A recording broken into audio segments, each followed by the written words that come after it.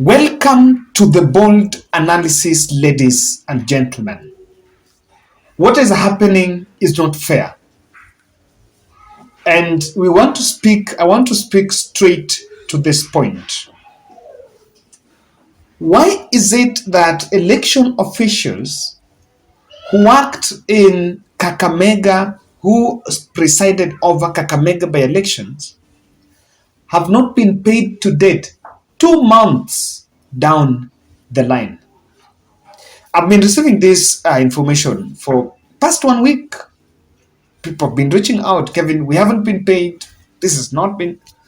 And now I took my time just to contact and find exactly, on a fact-finding mission, what exactly happened. And I think something is wrong. We know that there are many wrong things.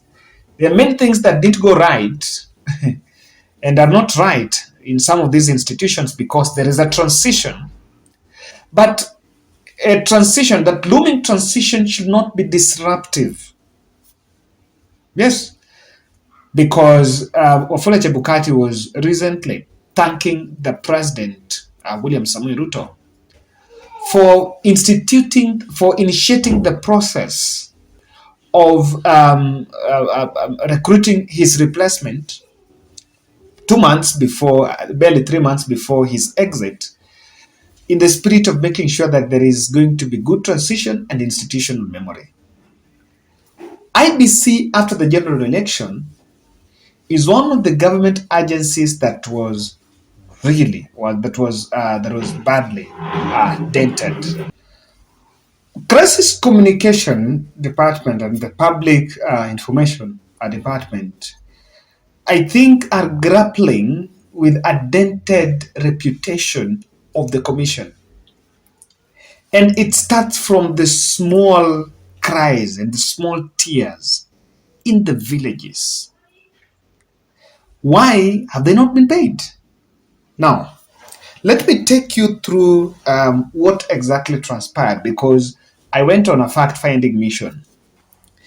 Before the August 9th general election, the clerks and the presiding officers who are not permanent members of the commission, you need to get that right. The permanent members are from the returning officer above, going up. But the clerks and the POs are actually they're employed in contract. They are contractors. They are consultants for the commission, if you allow me to use that word. So it was done on meritocracy. It was based on merit before that election. Then a day to the general election, Wafula Chebukati and the team postponed Mombasa and Kakamega gubernatorial elections on technicality grounds, which was perhaps understandable. So the staff that were employed, that had already been given contracts, valid contracts, only worked on the other elections, but the one for gubernatorial was not there now. After that, the by-election was rescheduled to be on 28th August. And so there was a necessity to do another round of recruitment on those areas where the by-election was going on. And from what I found out is there are new people that they did not participate in the general election, but they participated in the by-election. I'm explaining this because some of these young people who worked as clerks are actually saying that there could be an argument that the man that they were supposed to be paid was the same payment was for the general election, and so that did not work. They had to work, but of course this was a different arrangement. So the truth of the matter here is there are people that worked in the general election, but on the by-election they were not there. So everything went on. And what I gathered is, after the results were announced, all those clerks and POs were removed from election support groups. No communication on payment. They've been waiting for the payment 2 months, 28th August, and today's date 25. You're almost coming to the 2 months. These young people have never been paid their money. And there is no communication, neither they don't have the channel. Yes, for me, I'm saying because that is the voice. That's the voice of the hustler, the community. Let me use that. That's the voice of the hustler. Because these people are people that also, what waliacha kazi zao, they came, you're removed in a WhatsApp group and nothing happened. No communication. Supposed to be paid through bank accounts. No payment was done. Clerks were to be paid, I think, 5,500, then POs is 10K. This is very risky thing for the commission. I want to acknowledge that there could be disruptions and that are occasioning these delays. But aren't we past elections? Aren't we talking about we have finished the elections?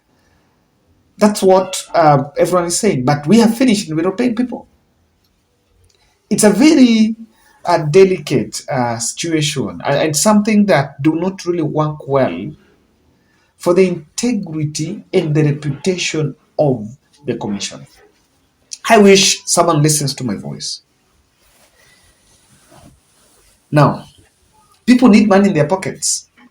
In my analysis, I have mentioned that one of the ways to control the expectations of the Kenyan people is let government pay pending bills. Pay pending bills. Because ukilipa pending bills, people are going to have money in their pockets. In fact, before you even roll out Hustler Fund, pay pending bills so that people be paid. You'll realize that the uptake for that Hustler Fund haitaenda for consumption. People will have something to consume, and so it might go to production. Oh my goodness. Or it might go to investment, not production. Not everyone can produce. So, did the commission run out of budget? Did we have budget cuts? Because a by-election was, first, this was not preempted, new. But even at the time it was postponed, there were stories that the ballot printing company was taking responsibility for printing again. And everything seems to have been there. The budget was to run through an election and all the way to the referendum. So what happened? At what point did we get ourselves into a situation where we remove people in WhatsApp groups and we don't pay them? Okay. Even the Mombasa team should tell us, guys, why you paid. People who are in Mombasa should tell us. If you're a clerk and you worked, why you paid? Now, why there? I want to be very meticulous on this, and also tend to argue: is there a possibility that the commission stopped paying pending bills or some contracts?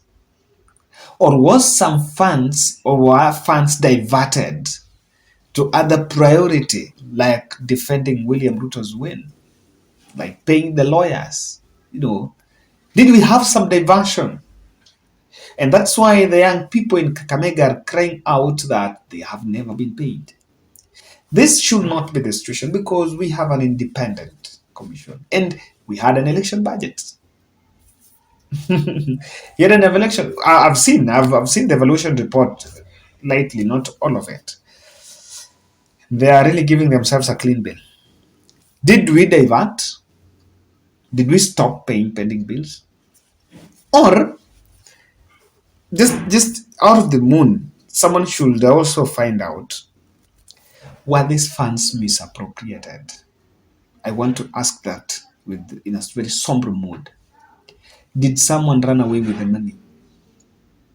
Yes. Did the person who was supposed to make the payment run away with the money? Is someone, because it's not simply not adding up. It's simply not adding up, guys. Are we talking about a scandal? Is it a looming scandal? And the truth of the matter here is these voices, this group of people are people that are weak, are people that do not have a voice. They may not have a stake. They may not have a chance. They don't have the media space to tell their side of the story. I wish that relevant authorities might come to it. And what worries people, and this is what should worry most of us here, is a sense of entitlement. Entitlement. Mtadu. Should not be talking about Mtadu. This is something that is these young people have, of course, that have been speaking out. And if you check, I think some of them have now even gone to their Facebook pages and they're coming out public that we've not been paid to Nalipwa Lini, and we're not being told when they're being paid. I want to draw parallel to ORPP.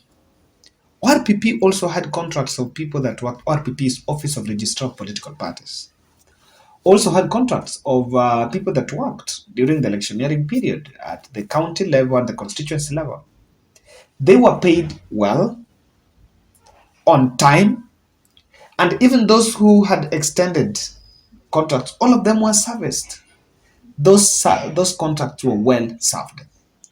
So in terms of whether this money was out there, I don't want to be myopic to say that the commission was broke. That's not it. The money is there. But who's going to listen to the voices of these young people who seems not to be having a place to tell their side of the story? Because we're in a transition. You never know. Chief accountant might also move. Somewhere in the middle, we might lose the relevant files. We might lose the data on even who is supposed to be paid. And of course, who will want to work for you next at the community level? Na kama kuna kitu mbaya sana ni at the community level. You'd rather even work with the middle class. They will easily go to media, talk about it. They can even call them to boardroom. The people at the lower part of the pyramid, and I'm not saying that all the clerks and pews are people are hustlers, but the people at the community level, at the villages, are so bitter, and they can actually spew the bitter venom in the commission. So I'm doing this video in the spirit of just asking the commission that, look here, for a while, some of these small things are actually spoiling your reputation.